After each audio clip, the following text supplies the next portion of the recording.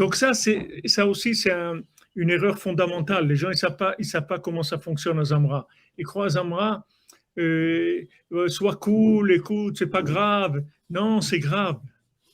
C'est grave. Quelqu'un qui fait pas Shabbat, c'est grave. Un homosexuel, c'est très grave. C'est pas que c'est grave, c'est très grave. Seulement, je m'occupe pas de ça, moi. Moi, je regarde chez lui, je cherche.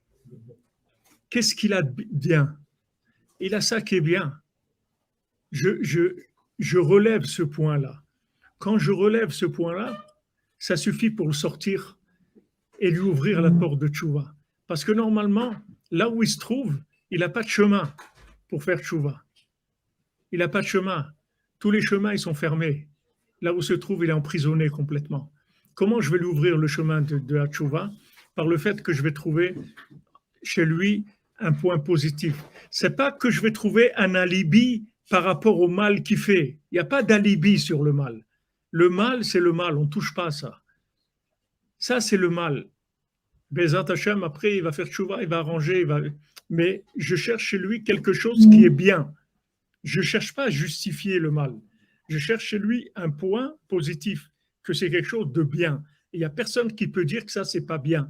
Quelqu'un, si tu dis à quelqu'un, voilà, tu sais, je connais quelqu'un, il vient à la synagogue Shabbat et il fait la Gdusha du Keter et avec beaucoup d'enthousiasme et tout. Tu lui dis que ça de la personne. Il va te dire, mais c'est extraordinaire, c'est très bien. Maintenant, si tu lui dis à côté tous les problèmes qu'il a, alors les gens ils peuvent dire, ouais, mais qu'est-ce qu'il fait? C'est une contradiction. S'il fait ça, pourquoi il fait pas Shabbat et il fait ça, etc. On ne parle pas de ça, de ce qu'il fait de mal. Ça ne nous intéresse pas.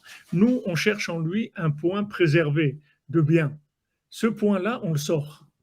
Quand tu trouves ce point-là, tu lui fais faire tchouva. Et c'est comme ça que Rabbeinu nous a fait faire tchouva à tous. Si Rabbeinu n'avait pas trouvé quelque chose de bien en nous, on serait resté là où on était. On n'aurait pas pu sortir.